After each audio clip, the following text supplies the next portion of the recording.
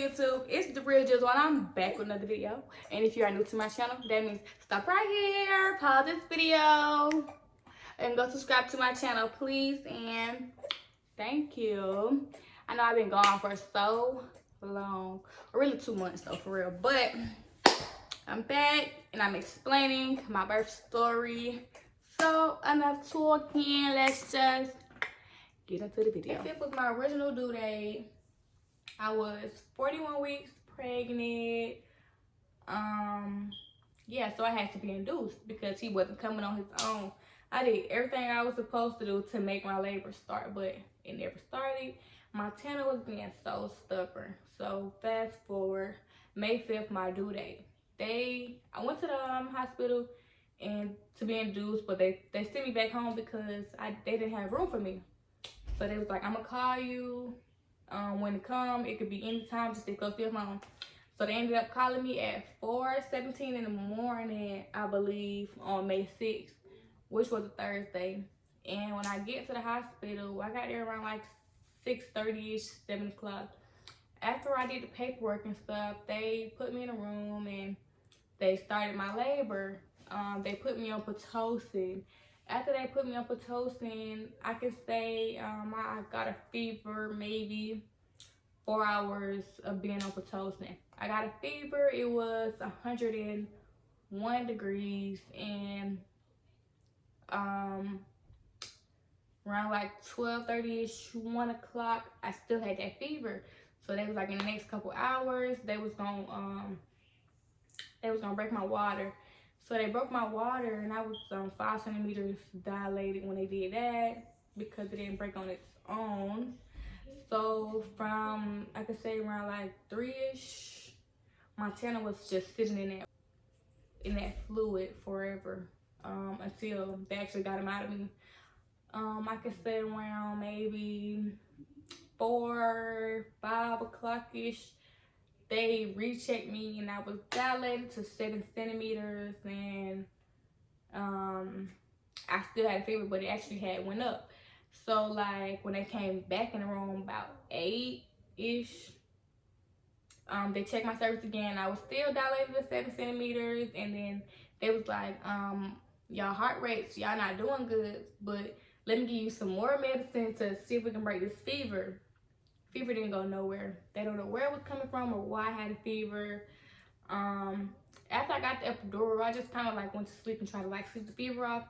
Didn't go away. So they came in the room around like 9, maybe like 9:05-ish, and told me, well, y'all not looking good. His heart rate is extremely high and yours is extremely low. We're gonna have to give you an emergency C-section about 31 minutes to an hour. So I'm like, no, I don't want to wait that long. I don't want to risk it. I ain't trying to die or whatever. So they ended up, like, it was like 4 or 5 doctors rushing in the room to us, and I'm just like, what in the world is going on? So Malik, they just like threw Malik some scrubs to put on, and they was taking off my jewelry. Like, normally I have an arm full of bracelets on. I had my ring and my nose ring and my earrings. They had to take all that off, but my nose ring wouldn't come out, so they just put a piece of tape on it.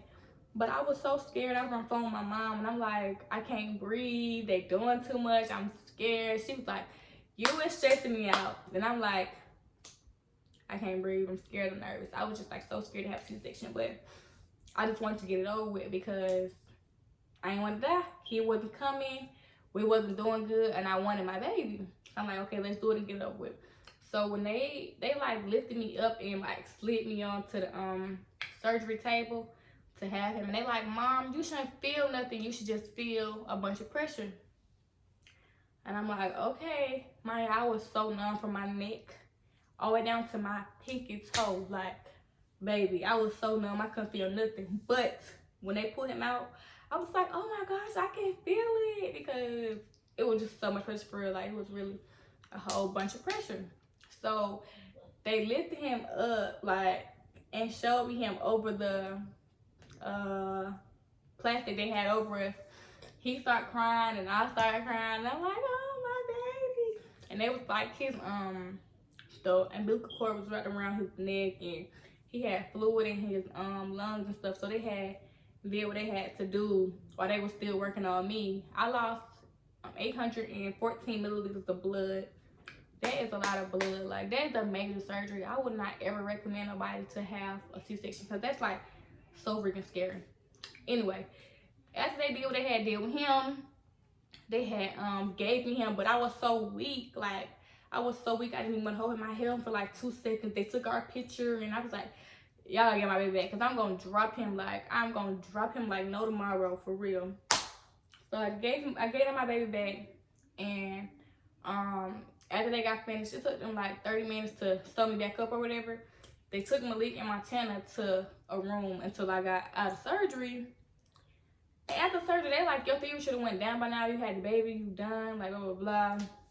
No, still had a fever. It was 104. They was like, I'm finna test you for COVID. And I'm like, please don't stick that thing all the way up my nose because it's gonna bleed.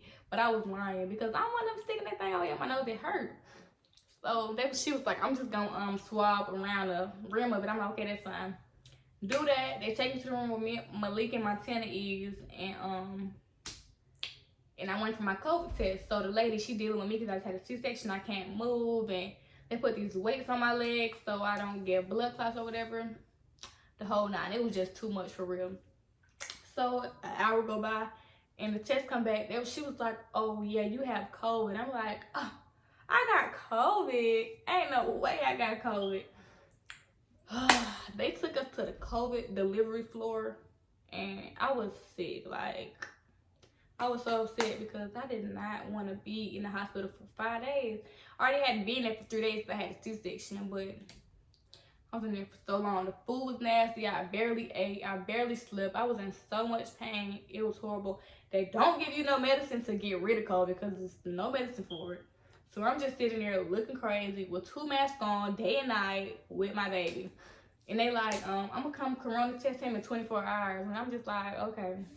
So they came and they tested him. They took the same thing they put in my, well, not the same thing, but, you know, the same little long thing they put in my nose and put it in my baby nose. And he was crying so hard. And I was so sad, like, why do y'all have to do this? So they did that to him twice. 2 times they did that. And I was disgusted. I did not want to hear it. So, after that, his test came back. He didn't have COVID. All I had to do was just wear my 2 masks around him. And that was it. Give me a second. Hi. He looking at my sister. Look, say hey. Say hey. Get him a little smile or something.